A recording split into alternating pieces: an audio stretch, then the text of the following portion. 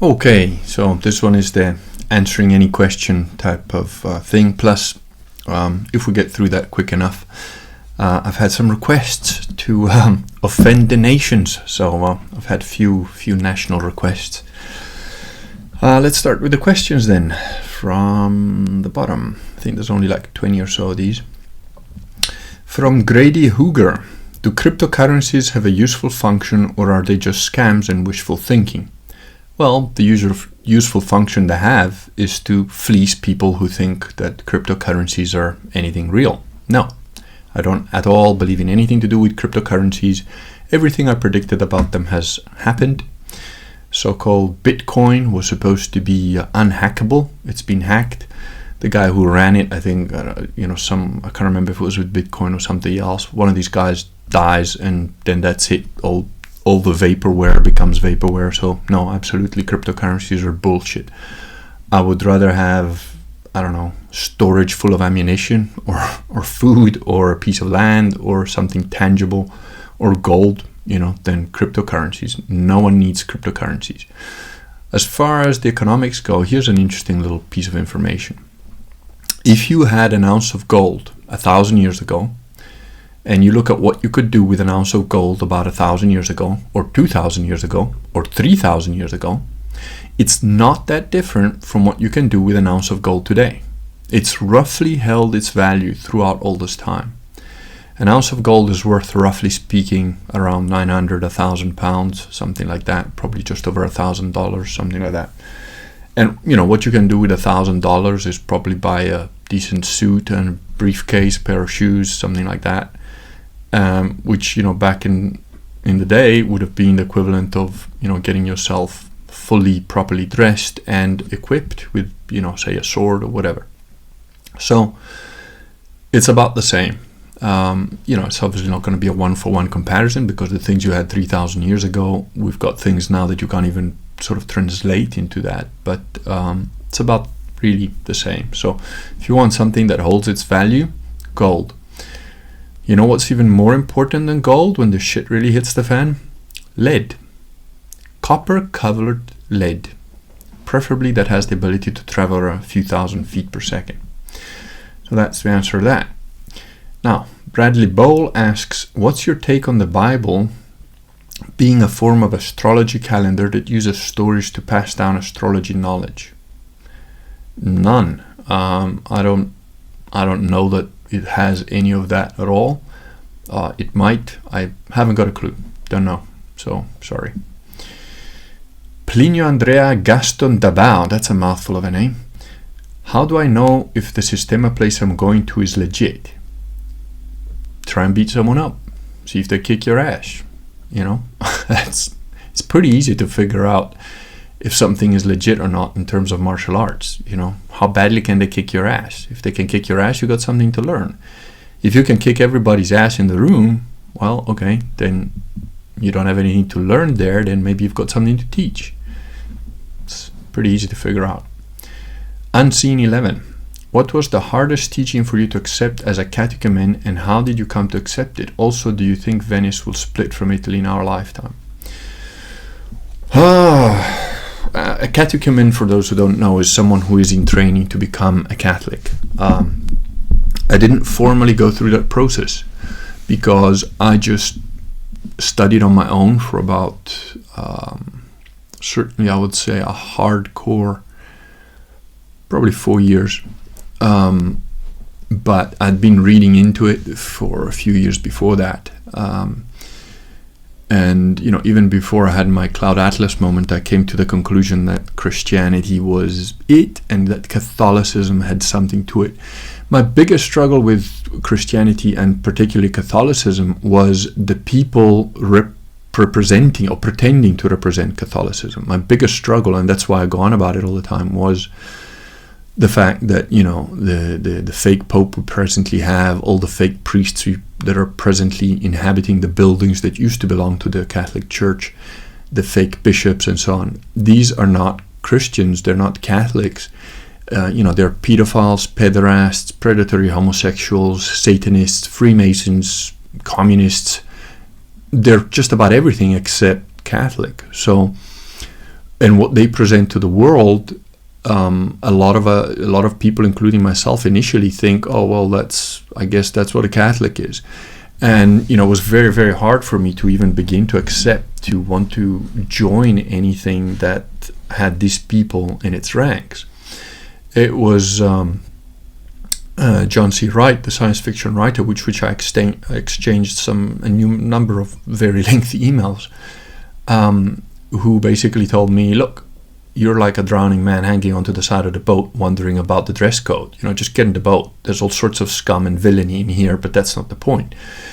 And to a certain degree that helped, but it still wasn't enough. I would have never become a Catholic if, Bergoglio really was a representative of Catholicism.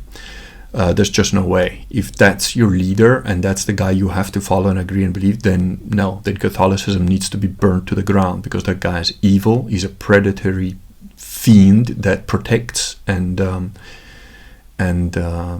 raises up pedophiles. He's a pedophile protector. He's disgusting. He's a vile, vile, vile human being. And so that was my biggest hurdle. Once you actually meet or go to proper priests, once you study enough to understand what Catholicism really was, and that's why I always go on about, read books, read God's Battalions by Rodney Stark, very important book to give you an overview of the Crusades. And after you've read God's Battalions, read Harold Lamb's The Crusades of Iron Men and Saints. You can easily get it on Kindle or whatever. It's a bit harder to get in physical book form because it was written in 1930, I think. And after you've read that, I would suggest you read Ernest Bradford's The Great Siege of 1565 on Malta. Once you've read those things, then you have an understanding of what a Catholic man, and particularly Catholic knights, Catholic warriors, were like and were about. And that gives you an understanding of, what a real Catholic is about. Then I suggest you start going to Latin masses. Try and find a real Latin, proper Catholic priest. Ecclesia.luxvera.org. I'll try and put the link in the comments if I remember. Is a list of churches that reject Vatican II, and usually the priests there will probably be more likely to be decent actual Catholics. If you're lucky enough to meet a proper Catholic priest and you spend some time talking with them, which I have done, quite a few hours of it actually lately, you'll find that they're awesome, and that Catholicism, there's a lot of hard things in Catholicism. I mean, like I said, the concept that if you're Catholic you can't duel upsets me. Now, in normal society you're not allowed to duel anyways, so it's how prevalent is that? But as a principle it disturbs me a little bit. There's other things. I mean, I certainly enjoyed the company of women a lot, in my adult life, and but then again, I was never, I am happily married now, and I was never sort of a cheating sort, so that I can't say I miss that at all. But if you're a young guy and you've just kind of, had some fun with women or whatever, it might be a bit tough initially for you to sort of understand why you'd be better off with just one good woman, and that there is no perfect woman, and that you're not perfect, and that therefore it is a coming together for the rest of your life with another flawed human being. Why that is better than just banging randoms or whatever, that might be a little bit difficult. And I've done a couple of videos on this. Again, if you go through my videos, they've all got a number and a title that more or less talks about what it's supposed to cover. So, well, I'm only 4 questions in, so this might take a little longer than I thought. That's good though, because they're good questions. What is your opinion? This is from QI Bear. What is your opinion of the alleged discoveries of Noah's Ark and the Ark of the Covenant by Ron Wyatt? I don't have an opinion. I haven't looked at the documentaries. I don't particularly care that much. I think there is a good chance that there is something that was an ark that was done. Possibly this Ron Wyatt guy has found it. It wouldn't surprise me at all if it was legitimate. I do believe absolutely that there was a flood. I do believe that it was a worldwide flood. I do not believe that it literally covered the whole world. I think there is a good possibility that it was essentially the creation of the Mediterranean Sea, ocean. In other words, the land that is now the Mediterranean Ocean there was probably large chunks of it that were actually land at some point. Similarly, in South America, there have been, there's one geological strangeness to do with Machu Picchu, Peru, and those type of places that are, I think they're like 13,000 feet in the air now, but they had like ports. And it's like, doesn't really make sense. So there's been some huge upheavals. I do believe that happened very quickly, and I do believe that they can happen very quickly, which goes against a lot of the geologists' ideas on how oceans and so on are formed, and mountains and so on. And they can be very catastrophic. I do believe there was an actual Atlantis, and I don't know exactly who the Atlanteans were and so on, but I think the closest that I've ever come to it, I'm trying to see if I've got that book here, or if it's in the other room, but it's an English guy that lived in the Algarve in Portugal for a while, and he's done quite a bit of research on it, and he's the only guy that actually describes Atlantis being where it's supposed to be if you read Plato, which I have done, which is sort of, outside the Pillars of Hercules sort of thing, which is which is off the coast of Portugal. And there's a very interesting book. I'm just trying to think. I think it's called The Silver City or something like that. It talks about a city in Portugal that is the remnant of Atlantis. I've been to it. I've filmed it. There's reason to believe there's some sense to what he says that is more than just passing. It's the best theory of Atlantis I've seen, anyways. So. I don't really have an opinion. There could have very well have been an ark. I don't necessarily believe that it was the only thing floating on the water with humans and possibly animals on it, but so that's that. Oh, sorry, I didn't answer the second part of Unseen 11's question. Do I think Venice will split from Italy in our lifetime? Possibly. I would like to hope so, but then at the same time, I don't think that will happen without quite a bit of upheaval in general.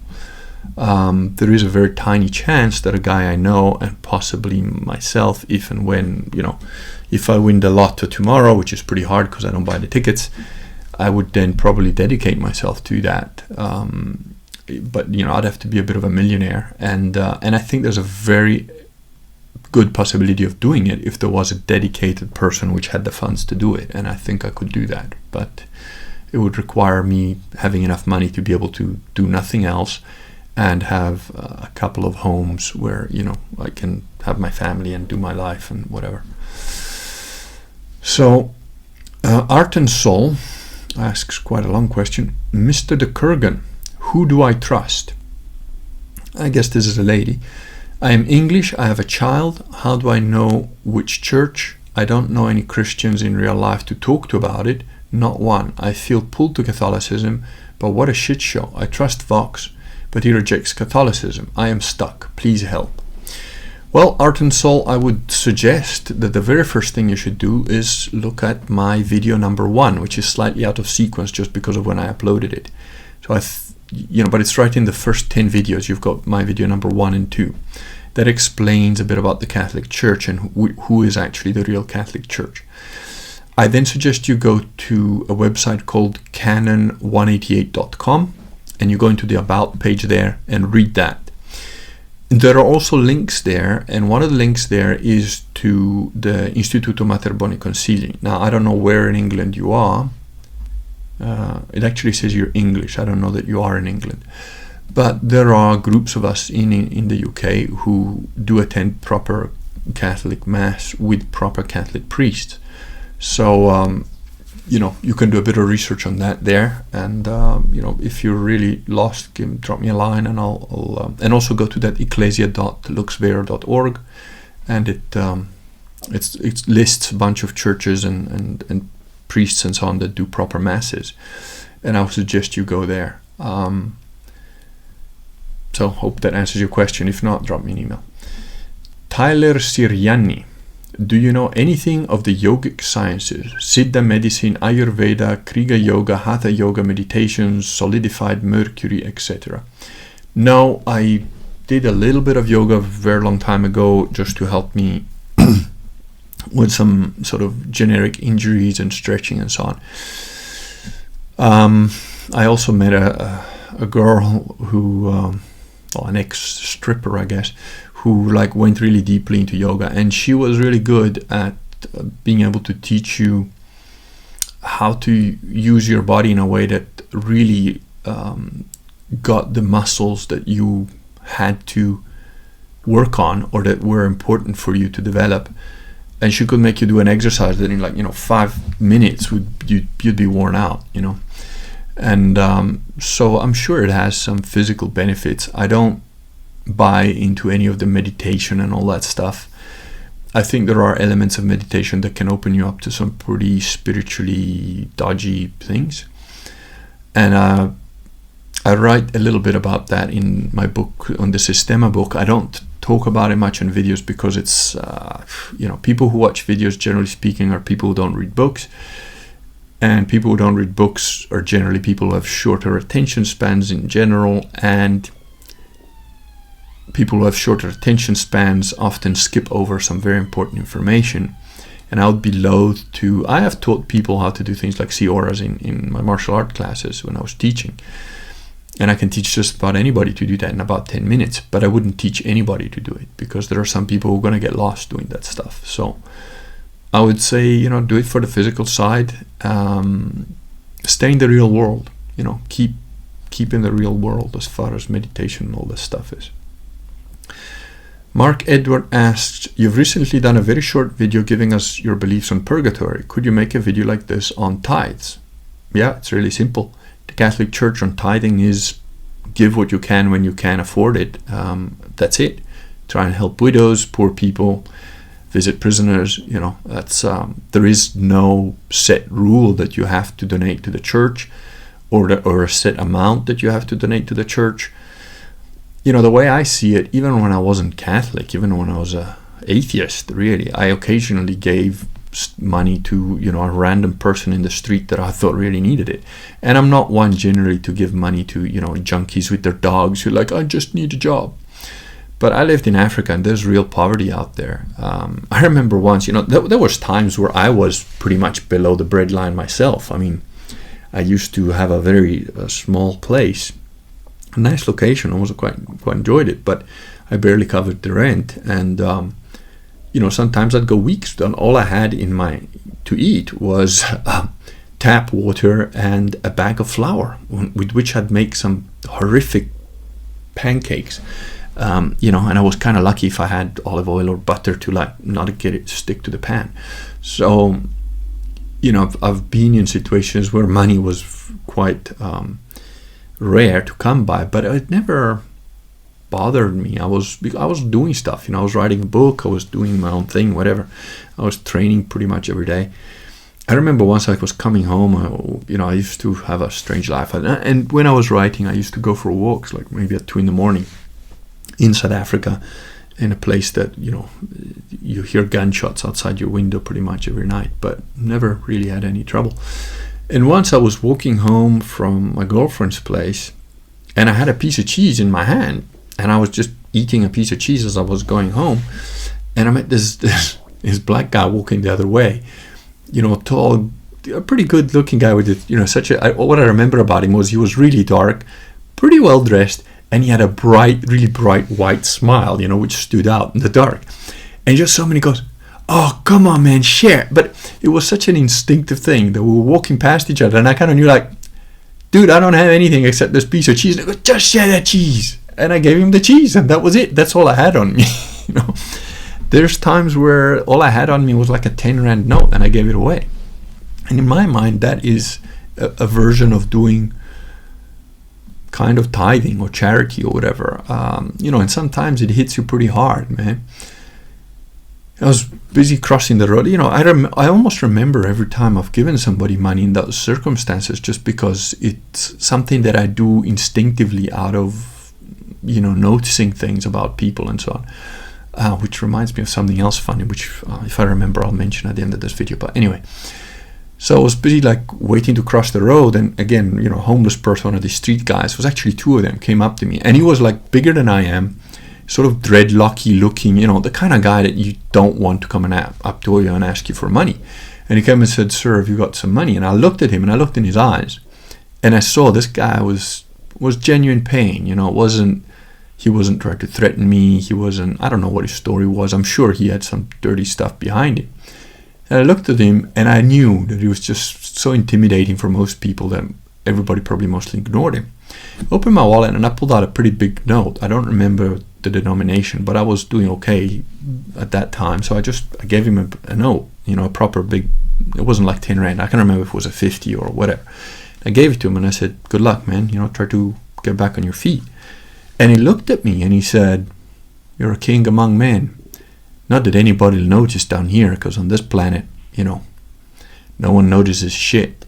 But in the afterlife, if there is one, you'll do well there. I'll say your name. I'll remember your name." And I was like, fucking hell, man, who is this guy? I just thought he was some half-drunk street person. And maybe that was his sales technique or whatever. I don't know. But, another time, the one that hits me the most that I still remember was again at 3 a.m. somewhere in the middle of nowhere. And a guy that's half hunched over, clearly mentally retarded, drooling, and it wasn't fake, and he was like, he couldn't even speak. And I gave him everything I had in my wallet. I literally emptied my wallet and I gave it to him, and he just went like this, to say thank you, because he couldn't speak, he was mute. He just and I did it back to him because I was like, "No, I'm not the big guy here, you're the big guy here," so to me that's tithing. It's give what you can when you can. And I have given to the church. I've tried to do things for other people in the church in order to have them be able to receive sacraments, whatever. So I do what I can when I can, and that's my view on tithing in general anyway. Instinctive Bear. Have you read the account of Alvar Nunes Cabeza de Vaca? If not, you might be amazed at what this conquistador experienced. No, I have not read it, but I read your comment a while back, and I've ordered a book that talks about him. So it's interesting because it's apparently a first-person account again. So thanks for that. That was Instinctive Bear. Digifex Electronics. I have wondered, how did the Reformation make Catholicism back into Judaism, and what aspects of Catholicism makes it more traditionalist, in the sense that Evola used it? I don't know who Evola is. I have no idea what you're talking about. Catholicism back into Judaism. It isn't. Catholicism doesn't have anything to do with Judaism, as any Jew will tell you. The Jews generally hate Catholics because the Catholics know what the Jews did and remember it. The Reformation was just a satanic sort of disruption of the church. It's a slow burn. It took 500 years to get us where we are now, and you can see its fruits. So yeah, and Catholicism is true. So I don't know, your question is a bit weird. Orthodox Zoomer. Are you really a homosexual? No, not even a little bit. Jacob Ennis. You dissed the English for having no balls, and I laughed because it's true. Despite this, how did the Anglo people come to dominate much of the modern world? Or is this an overstatement? Keep making fun of other nations. The info is insightful. The English did conquer quite a lot of the world because, like I said, they are a logical people. One of the things that the English do very well is systems. Even in business, whether, I worked for quite a long while in construction, and one of the differences that the English have compared to most other countries is, especially mainland Europe, but also America, and also the Far East. In all those other countries, if you have the big boss and he drops dead, or, the project manager drops dead, your company's probably going to crumble. It's quite likely it'll go under. The projects that he was working on will go under or suffer terribly. In the English system, I was working in a company some years back where one of the main project managers, who was running 2 projects, died on site of a heart attack at 45. They lost 1 week on one project and nothing on the other one, because they just shoved in another project manager and he just picked up from where the other guy left off, because their systems work very well. They've got very logical, simple, general systems that allow people to become just parts of the bigger machine. Of course, from a spiritual point of view, this is disheartening, but from a practical, logistical point of view, it works very well. Which is why they did what they did around the world. Unfortunately, their lack of testicles meant they lost it all back as soon as people like Gandhi said, "You're racist," or whatever. Hope that answers your questions, Jacob Ennis. Right, Monkey God. That's a cool name. Are there stories of old masters of martial arts having internal power and doing amazing things, such as fighting many people, or more esoteric feats, mostly exaggerated, or is there much truth to it? I have personally met people. I met one guy, Sergey was his first name, who was not a big guy. I'm bigger than him. And I trained with him a little bit. And he was training, or he was teaching a class of about 150 people. Pardon me. And with my friends, the other guys that were training with me, we came to the conclusion that, like, if all of us in that room, all 150 of us, tried to kill him, not sure that we would get to him. And my friend said, no, of course we would. As long as the first 30 guys all jump on him, we would eventually get him. And I said, yeah, that's true, but the first 25, 30 people would absolutely die. And who's going to be those first 25 guys? Nobody wants to be the first 25 guys. And as long as you're not in those first 25 guys, this guy's just going to be able to, like a shark, chasing a school of fish. He's going to be able to move from one place to the other, kill you off, pick you off at the time. And as people get scared, they hesitate. That's when you get taken out. And so, yeah, I've definitely met people that I absolutely know for a fact. Look, if you put me in a room with the average, let's say 5 average 6'2" people, in other words, people of my size, right? And you picked randomly off the street. All they have to do is, be sort of my age or younger and be my size. And you pick a random 10 people and you put us all in the room, I'm not worried. I'm pretty sure that unless I really hit some bad luck, out of the 10 of us, and only one of us can walk out alive of that room, I'll be that guy. I'm pretty sure of it. Unless the other guys team up and, but the random strangers, yeah. But there's definitely people that could probably take out 10 of me. If there was 10 clones of me in that room, we'd hurt the guy, but I don't think we'd come out on top. They are very rare. You're not likely to bump into one of these guys at random. But yeah, there are definitely people that can do that. And I'm saying that from personal experience. So I'm sure that in the past there were guys, Miyamoto Musashi killed like over 60 people, I think, in single combat as well as mass combats and so on. So there's definitely superlative martial artists. They exist. And also you have to keep in mind that once you know what's going on, see, like now I know what's going on. And for me, the average martial artist or the average street thug, it's nothing I worry about. It's sort of like I can more or less do what I want with them. And it's not, even though I'm 50, I wouldn't be worried about a 30-year-old average martial artist, picking a fight with me in a street fight. I'm not particularly worried that he would come out on top.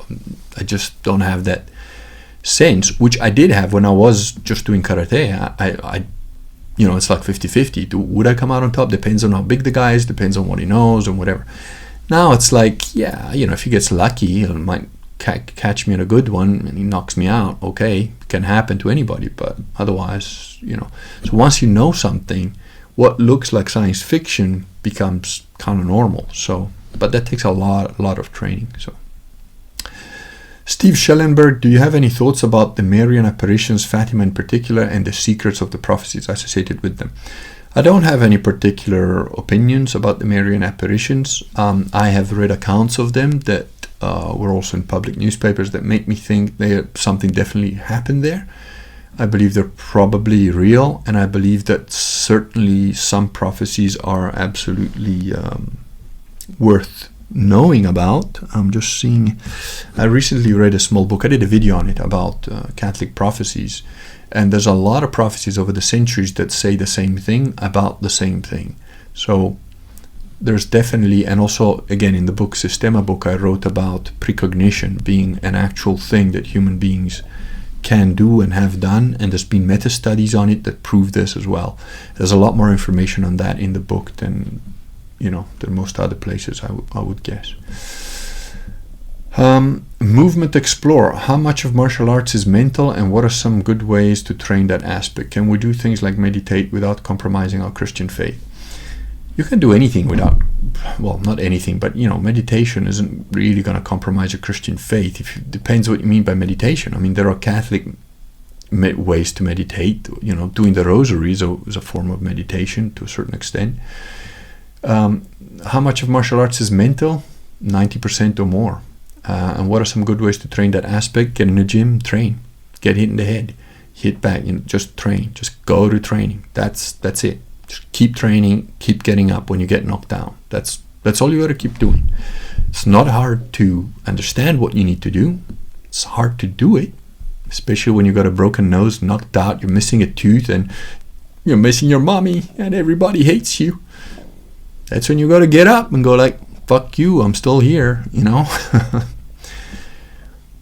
CABLF. This is going on for half an hour, so I think I'll probably just end with the last few questions. Hey Kurgan, I'm a Catholic from Brazil, and I'm very puzzled by this whole true name of God, Yahweh, and true name of Christ, Yahshua, which is taking over the internet. What is your view on that? Absolute fucking nonsense. Ignore it. Christ said that he wasn't here to abolish the law, but rather to fulfill it. Do you know anything about Ignatius of Antioch, and if he really perverted the scriptures in order to create his own system of belief? No, I don't know anything about that. Don't really care. Read the New Testament, follow that. Watch some of the videos I did on the Real Catholic Church, and there you go. Cheers, brother. May God bless you. God bless you too, sir. Alderman, do you even know Denzinger? Just kidding, haha. Which saint do you most admire and why? There's plenty of saints I admire. When I got baptized, I took on the name of the guy who used to be the captain of the guard for the emperor when they were torturing Christians, and he realized by watching them being tortured to death that these guys had something he didn't have, so he converted there and then, and he got killed for tortured to death for his trouble. And I've got the Latin version. I think in English the name translates to Andreus or whatever. Anyway, and he's the patron saint of soldiers, butchers, and so on. And I took on that name when I got baptized. But there are many others that I really like. Joan of Arc.